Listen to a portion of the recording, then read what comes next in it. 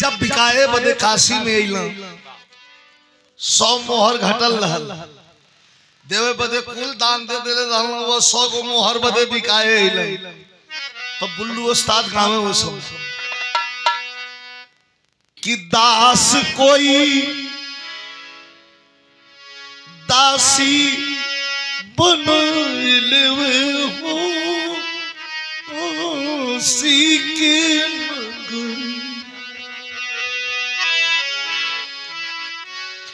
धर्म करनवा बिकाई पौली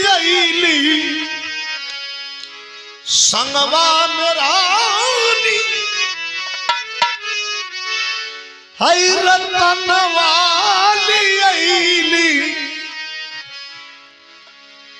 अब बंधन से कोई छोड़ लेवे हो काशी के राजा हरिश्चंद्र बिकाए आए काशी नरेश का कपाट बंद हो गया। अरे बाप रे बाप धर्म बिका था धर्म के की कीनी मरघट का पहरेदार चांडाल का रूप कल्लू डोम के तब से डोम राजा कहल जाला। आयल 80 मोहर दे के हरिश्चंद्र के कीन के लेके चल गए मरघट पर कुल कपड़ा फेंकवा के इठे काला कपड़ा पहिरा देहलस इठे काला कपड़ा का पगड़ी बांध लेहलन हाथ में हरा पांस ले लेहलन और वह जो है मुर्दा जलावे लगल। अंतिम तारन तार तो डोम राजा के ही आग देहले से आदमी को होला। इमे बड़ बड़ राइफल वाले घूमत हो केहू जात तो राइफल दिखा के ना गया लेकिन उनके हथवे से गया दियाई तो चिता में लगी या वही का मान्य है। लेकिन वो दिन अनर्थ हो गल जहिया 8 वर्ष के लड़का के राजा हरिश्चंद्र के बेटा रोहित कुमार अर्थात रोहितास की सर्पदंश से मृत्यु हो जाती है यही जाड़े की रात और यही टाइम। हाथ में लेके और रोवत रानी वही श्मशान कोरी चलल है। ध्यान दी है बाप मरघट का पहरेदार है मां लेके बेटे की लाश पहुंच रही है।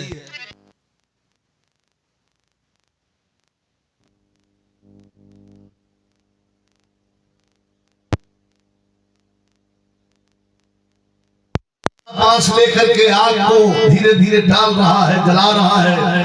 कभी कभी शराब की घूंट अपने मुंह में डालता कभी कभी आग पर फेंक देता आग और भी भभक उठती। लेकिन अगिया जब भभक जाता लौटे लमवा से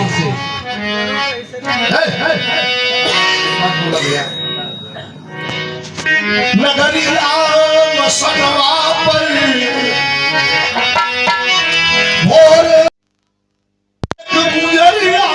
सजावे लावे अनाथ के हुसनवा नयाई बाबा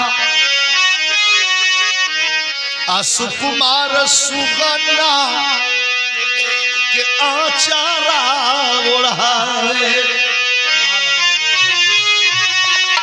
रोई तिललदवा मसनवा देखी दे चेहरा हरिश्चंद्र का भइले फीका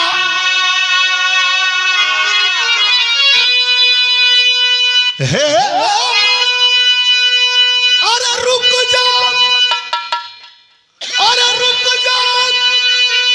के तारा मती जिन लगावा मथवा हमरे कलंक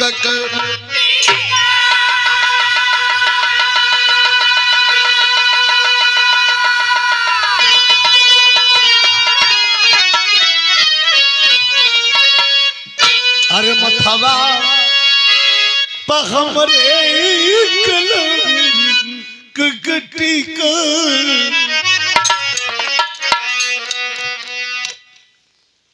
मरे हुए बच्चे को लेकर श्मशान पर पहुंची। सुमन गाना बजाना ये प्रेजेंटेशन है। तो बपवे बा तन ध्यान दिए अगिया लेवे बदले माई गई तो बपवे बा तड़क के वही जैसे बोलल खबरदार अगिया जो उठौले रहल की डरा गई, हाथ जोड़ के खड़ी हो गई। हमार राजा कबो हमें डटल रहना, बेटा का लाश सीता पर सुतावल हो अहम में डांटत हुआ, लेकिन कैसे राजा का कहलन हो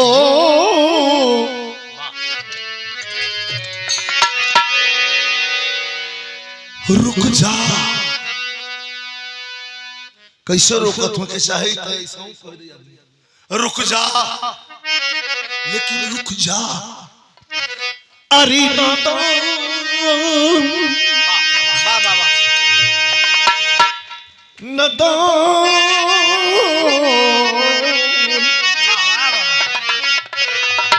रुक जा अरे नदान क्यों क्यों तारा चतुरी अरे बिन कर दिए क्यों राज दुलारा चला वही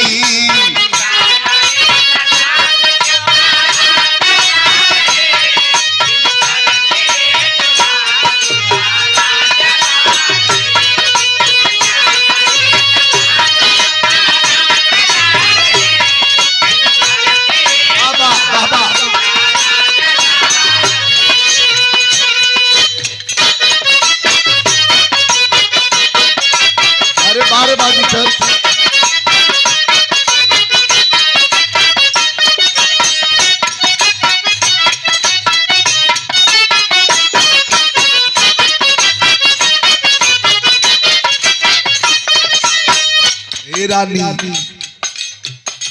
बिन कर दिए क्यों यहाँ कर देगी तो आग मिलेगी, कर नहीं दोगी तो आग नहीं मिलेगी। लेकिन ए रानी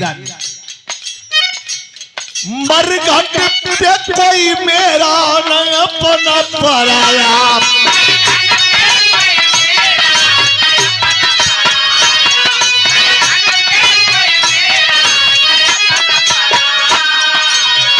अरे मालिक का हुक्म चाहिए अल्लाह से माया,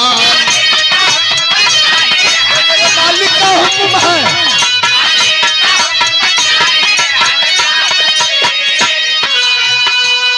क्यों तोड़ के उसूल, क्यों तोड़ के उसूल हमारा जलाई, क्या तोड़ के उसूल हमारा जला रही रे, बिन कर दिए युवराज दुलारा जला रही।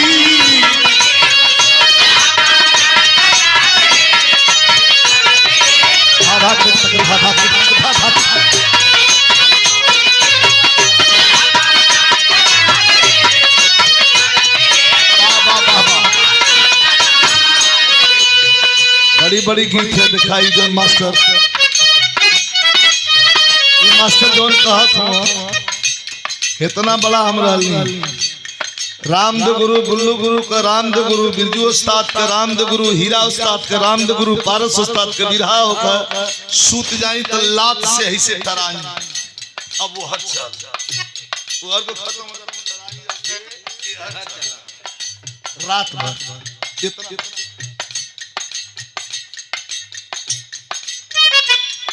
बहुत सुंदर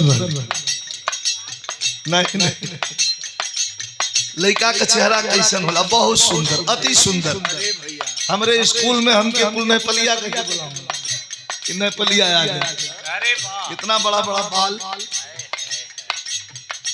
तो घरी देखले हो तो लेके भाग गई तू हमके।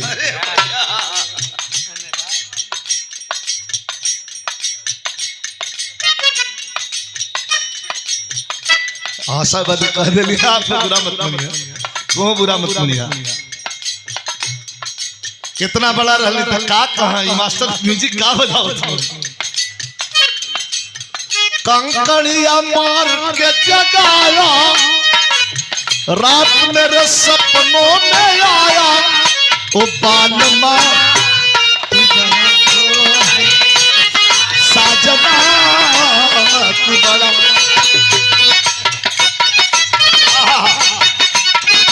क्या बात है।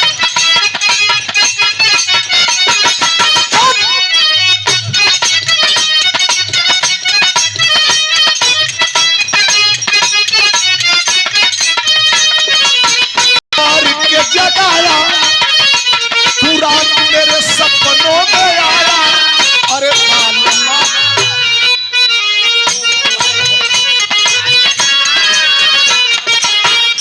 हमारे हम ही गोइया ऐसा नहीं गोइया डिस्टर्ब हो जाला जब दूसरे गोइया के इनाम मिले लगिया कि डिस्टर्ब होला। हम कहलू जितना गिरा था कुल हमरे थरिये में हो वो हमारा हो। बिरहा जगत में बिरहा के कलाकार के मिला था मतलब उजला गलत है किसी। इसीलिए तो अब कुछ गोइया नाराज होना ठीक गोइया कहलो कोई नमवा तो नहीं कि लोग दे दिला हम कुछ दिया ना कैला रात भर में हम का तू जौन हो तो छोड़ल खस्सी मकिन म्या म्या रात भर करत हुआ को सही ना मिली गावा ऐसा कि लगे बेद है तो आदमी बैठी न पावा। डांटा लगला क्यों तोड़ के उसूल हमारा जला रही मैं यहाँ का नौकर हूँ पागल ये मेरा नहीं है नौकरी करता हूँ 80 सोने की मोहर देके सरफी देके कालू डोम हमारे राजा हैं हमें खरीद लिए हैं और मैं उनका नौकर हूं। मशीन के पास कोई मोबाइल है उठाओ उसको क्या समझावत हो देखा चलाक आदमी का मतलब क्या हो तेरा नहीं चांडाल का रूप है लेकिन फिर बुलाते हैं इधर आइए। धीरज का इम्तिहान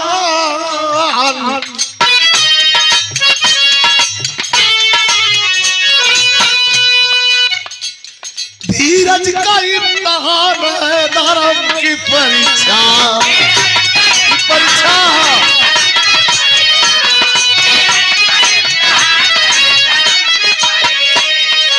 अरे पागल आदमी चला जाता है कीर्ति अमर होती है सामने गुजर जाने पर तब जल की आदमी ना रहला तब पता चलला कि फलाना का रहला। ये धरती या जमीन अरे यार कल मालिक कोई और था आज मालिक हम है कल कोई और मालिक हो जाएगा। तो मैं निवेदन करता हूं मंच के माध्यम से लोगों का परम धर्म कर्तव्य है। राजा समझावे लगलन अरे पगली जौने खातिर घर छोड़ली द्वार छोड़ली राज छोड़ली पाट छोड़ली सुख छोड़ली वैभव छोड़ली कुल छोड़ दे और बिना कर दिए यार कैसे दे दूं नहीं दे सकता ना ना ना समझाते हैं। धीरज का इम्तिहान है धर्म की परीक्षा तो भूल गई मोहन रंग की शिक्षा।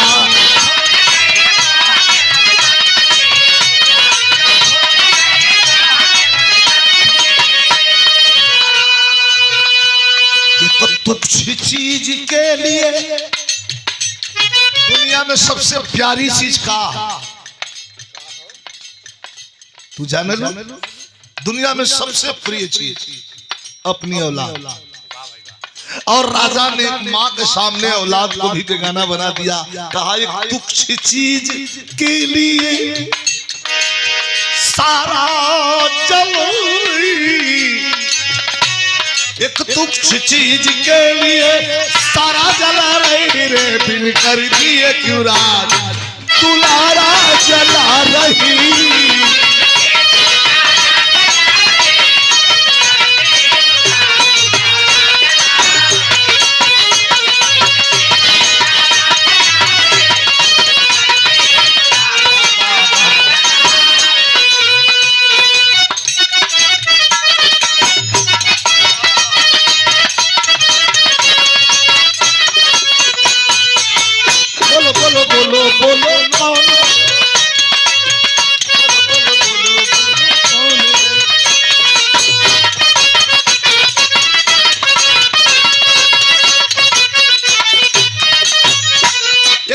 चीज के लिए सारा जला रही। इतना बतिया सुनकर रानी के करे जवाब पानी पानी हो गल कि हे राजा, अरे हम कह ले ले होता हथवा में जो ले ले हुआ बसवा वैसे हमें मार दे ले होता, लेकिन हमारे ममता पर जवन तू वार कैले हुआ कि हम को भूलाब ना। हमारे लाल के कहत हुआ तुच्छ, मेरे जिंदगी जीने का यही तो आधार है, आप हमसे दूर ही हैं। इसको भी आप तुच्छ बता रहे हैं। एक माँ की ममता को आपने गाली दिया है राजा, गाली दिया। रानी की आंख में आंसू है, करुण हो, हाथ जोड़ करके कह रही है, रानी कही कि प्राणनाथ जोती हूँ मैं, आदर्श और फर्ज को पहचानती हूँ।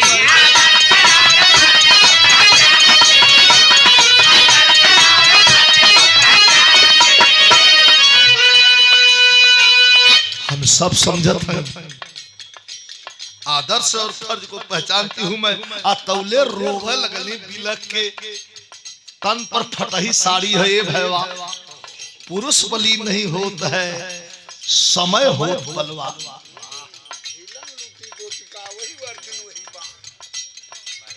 सुना हो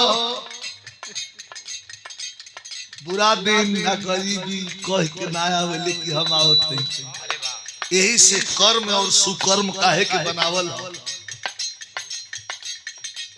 अपन धर्म, अपन ईमान, अपन कर्म ठीक है तो लंबा चली, और है खराब है तो कब्बो करवट ले ली।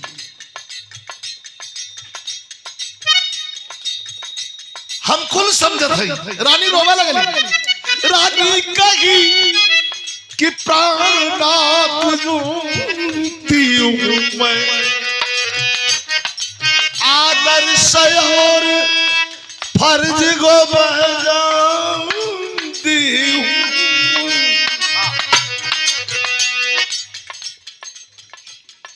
जीवन हितरे फटही साड़ी उठौली काली,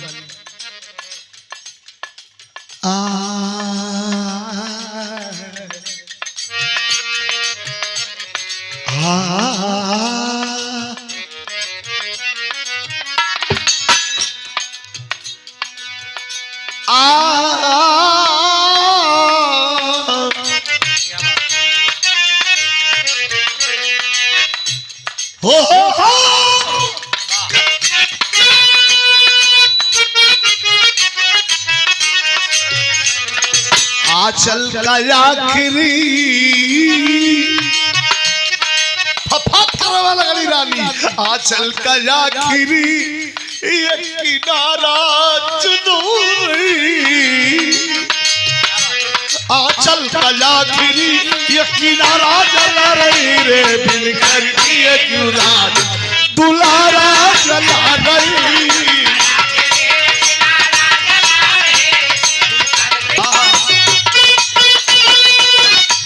चाल मिटवा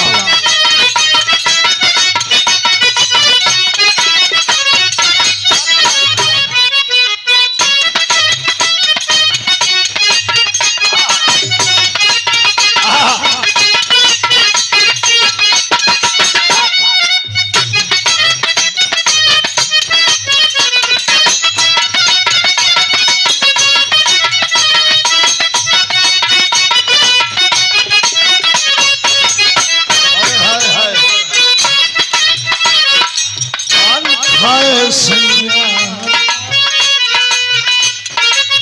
पान खाए सैया हमार सावली सूरतिया आए हाय मलमल का कुर्ता, मलमल के कुर्ते पर छिप लाल लाल। क्या बात है।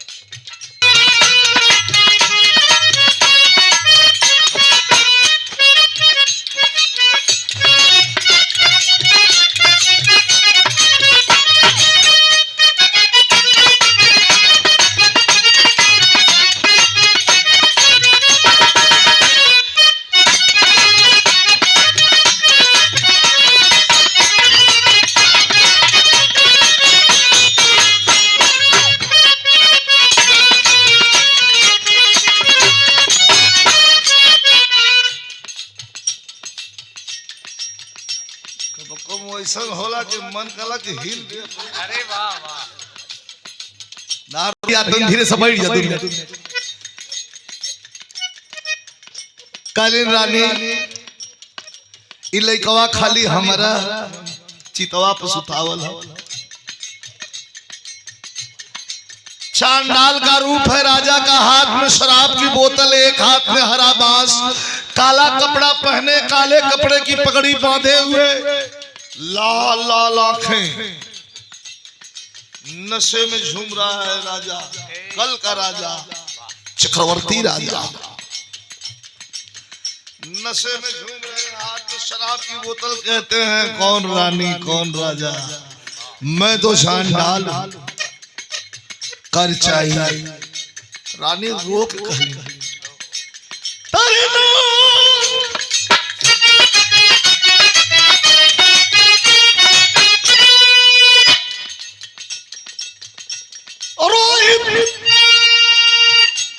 रोहित ना सिर्फ मेरा, लइकवा खाली हमारा, रोहित ना सिर्फ मेरा ये आपका भी है।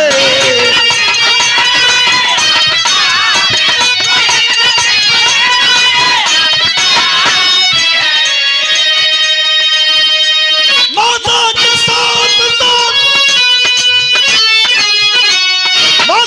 साथ फर्ज बाप का भी है।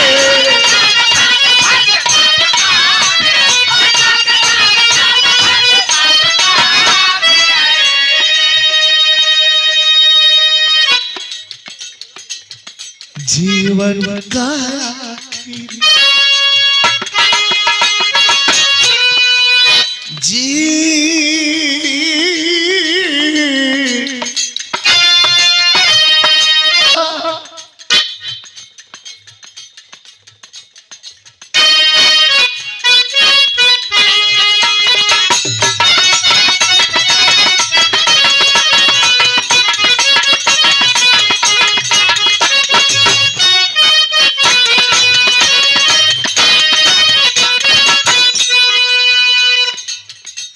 रोहित न सिर्फ मेरा आपका भी है। माता के साथ साथ फर्ज आपका भी है।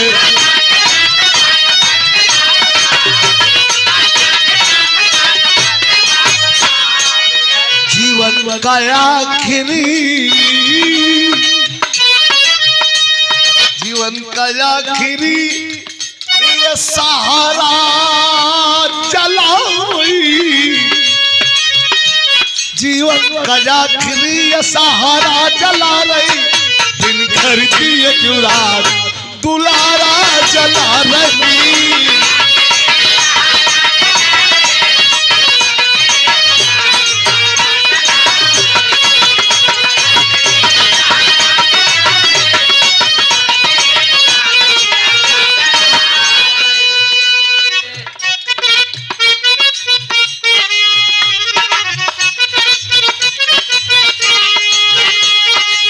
अरे अल्लाह उसमें मेरी उम्र 16 साल,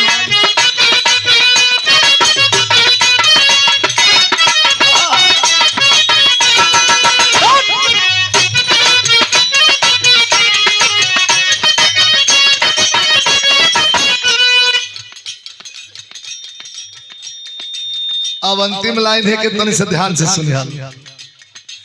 बात यही पर टिकल है, राजा हरिश्चंद्र हम कर देबू त आग दे। रानी कहली कि लइकवा खाली हमरा तोहार कुछ ना लगा। चांडाल का रूप है, हाथ में शराब की बोतल, एक हाथ में हरा बांस पगड़ी बांधे राजा खड़ा हुआ, लड़खड़ाते हुए शराब की बोतल को मुंह से लगाया, घटक करके एक घूंट पी करके और एक घूंट आग में फिर डाल दिया। कहा वो मैं कुछ नहीं जानता, मैं यहाँ का नौकर हूँ और बिना आग लिए बिना कर लिए मैं आग नहीं दे सकता। रानी का कैली भोर में 5 बजे औरतन कई अशरवा सरिया वाला बड़ा होला ना, इतना बड़ा होला पूरा बांधल रही तो इतना बड़ा होला, एक घुमा के चाहे सर पर रख ले चाहे ऐसे बांध ले। रानी का कैलिन कि एक तो फाटल साड़ी और दूसरे एक हाथ नाप के वही के फाड़ल सारी कयानात। श्मशान घाट पर मसान बाबा खड़े हो गए, भगवान भोले शंकर भभूत पोते नंदी महाराज के साथ बाघंबर लपेटे खड़े हो गए सामने। ये हो कर रहा है, आंचल को फाड़, आंचल को फाड़ रानी चोरी कर कुछ खूनी।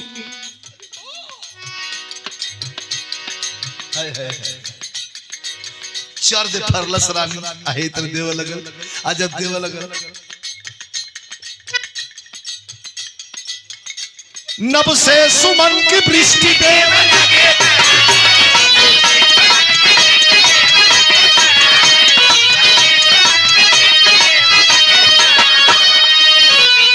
आज जुबेजू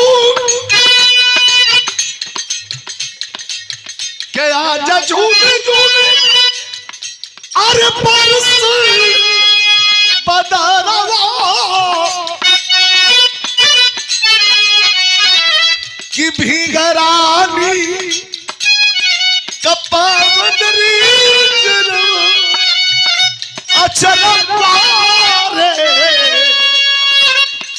अचरवा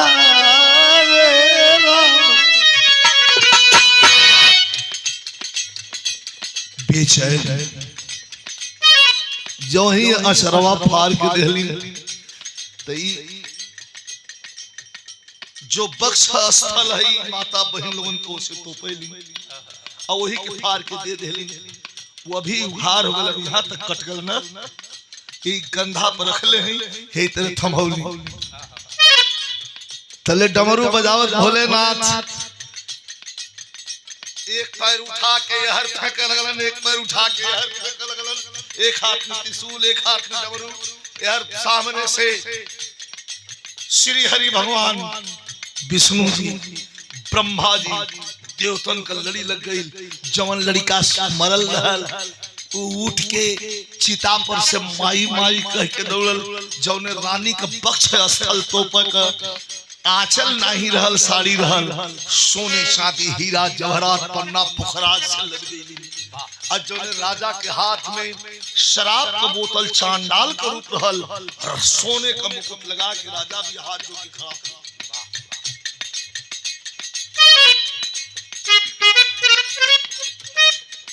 कि बाजल भोले हो बाजल भोले कटे मुटे मुटे मरुआ के उठल चितवा समाई के दुलरू दुलरू दुलरू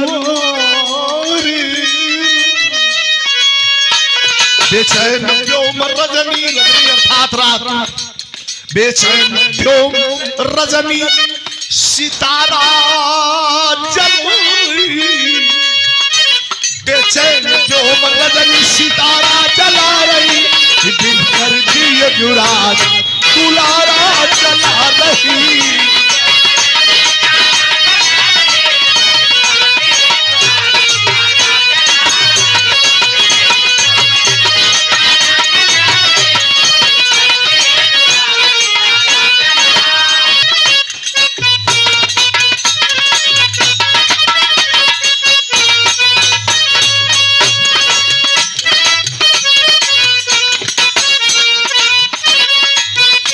की तैयार,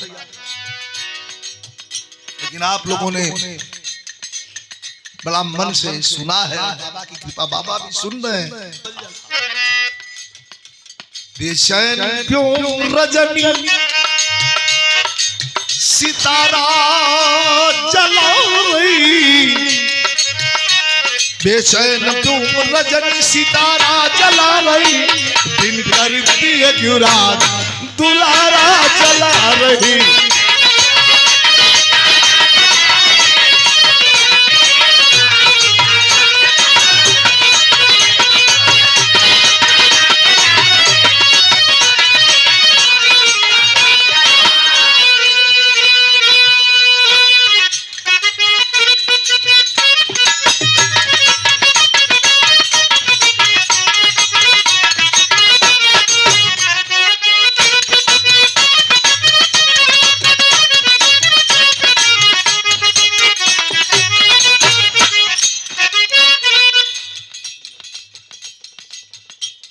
तीनों मूर्ति हाथ जोड़ के खड़ा हो। अब देवतन का लड़ी लगल हो, केहू बोलत ना बा कुछ, अतौले आकाश से आवाज आई कि राजा यशस्वी भव। दूसरे ओर से आवाज आयल राजा विजयी भव। तीसरे ओर से आवाज आई कि राजा ये दुख का दिन कैसा लगा, अनुभव क्या था। हथवा जोड़ के बैठ गिलन, कहलन राजा कहलन उनसे, हम कहत हई बाबा से कि प्रभु आपकी कृपा से, कि प्रभु आपकी कृपा से सब हो रहा,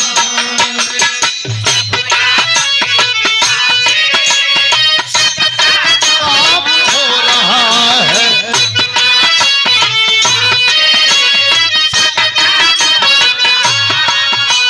अरे करते हो तुम कन्हैया,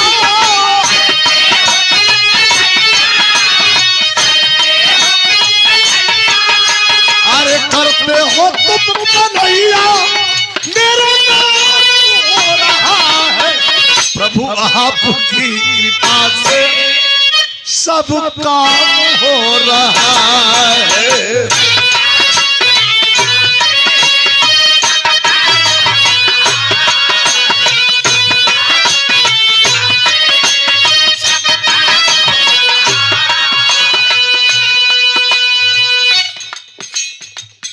लौट गई लोगन राजधानी को। अरे भाई दान भी होखत है, ऐसा होखत कि सब पर जा। वो जमाने में ऐसा दान रहा। आज के जमाने में अगर से जाके कह देबा कि अपन है खेत बाड़ी घर द्वार छोड़ के अब मेहरा लड़का लेके निकल जा भीख मांगा, तो पहले उछार बंगल मारी। वो भगवान चिन्हत बा, पहले मारी चार कि अपने काम भर तनी मनी लेबा के फूल ले लेबा। यह माया है,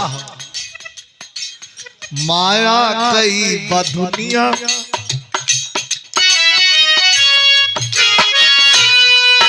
अरे माया कई दुनिया लोग माया में फसल बा। माया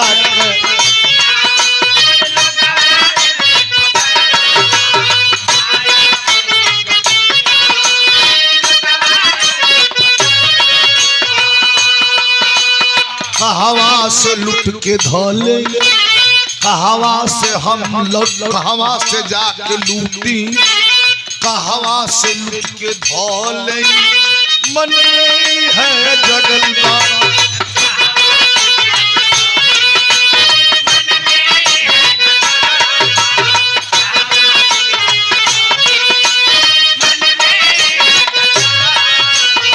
करते हो तुम कन्हैया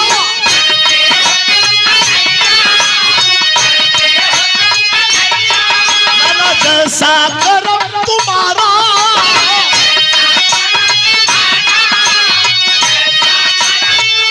अरे जैसा करम हमारा अरे हो रहा प्रभु आपकी कृपा से सब काम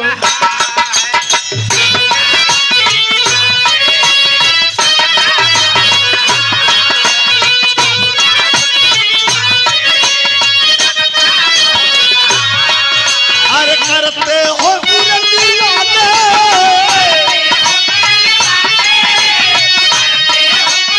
हाँ करते हो बुलंदी वाले मेरा नाम हो रहा है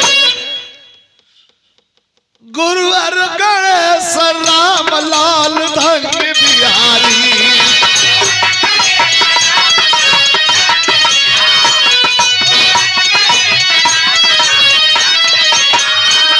गुरु राम देव चंद्रिका सुनी फुलवारी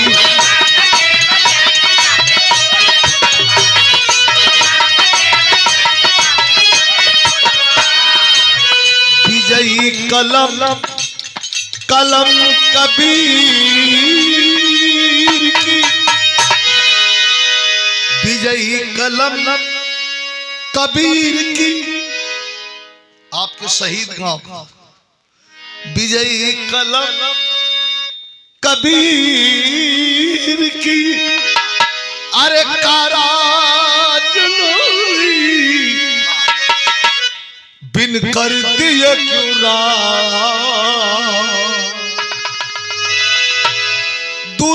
दुलारा चला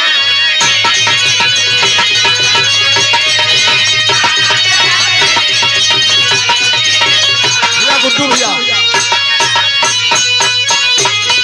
एक बार प्रेम से जयकारा बोलिए दल बाबा महाराज की बोलिए सकल समाज की ओम नमः पार्वती पते